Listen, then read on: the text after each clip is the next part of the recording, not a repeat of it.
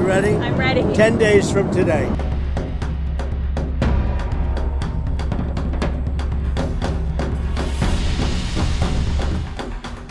So I do that on the basis of safety for our people. ये है रूस के पूर्व राष्ट्रपति दिमित्री मेदवेदेव।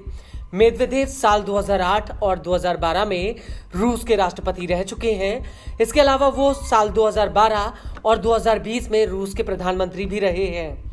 फिलहाल मेदवेदेव रूस की नेशनल सिक्योरिटी काउंसिल के डिप्टी चेयरमैन हैं। मेदवेदेव यूक्रेन को लेकर अपने भड़काऊ बयानों के लिए जाने जाते हैं। मेदवेदेव ने पुतिन से गुजारिश की थी कि अगर यूक्रेन नहीं मानता है तो रूसी सेना यूक्रेन में परमाणु बम गिरा दे, और उनके इस बयान के बाद अमेरिका तक काफी बवाल मचा था।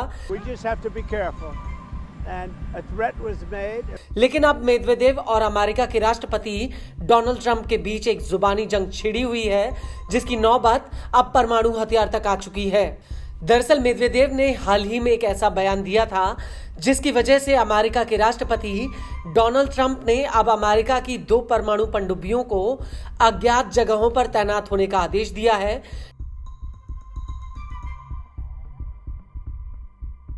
ट्रंप के इस आदेश के बाद पूरी दुनिया में रूस और अमेरिका के बीच सीधी लड़ाई की आशंका बढ़ती जा रही है। हालांकि अमेरिका ने अपनी परमाणु पनडुब्बियों को पहले से ही ऐसी जगहों पर तैनात किया हुआ है जो रूस पर हमला करने में सक्षम है, और अपने हालिया आदेश को लेकर ट्रंप ने अपनी एक सोशल मीडिया पोस्ट में कहा है कि रूस के पूर्व राष्ट्रपति दिमित्री मेदवेदेव के सबसे ज्यादा भड़काऊ बयानों के बाद मैंने 2 परमाणु पनडुब्बियों को उपयुक्त इलाकों में तैनाती का आदेश दिया है। कहीं ये मूर्खतापूर्ण और भड़काऊ बयान इससे कहीं अधिक तो नहीं है।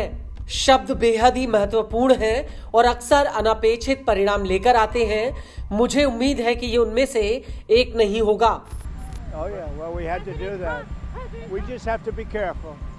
And a threat was made and we didn't think it was appropriate, so I have to be very careful. So I do that on the basis of safety for our people. A threat was made by a former president of Russia, and we're going to protect our people. And then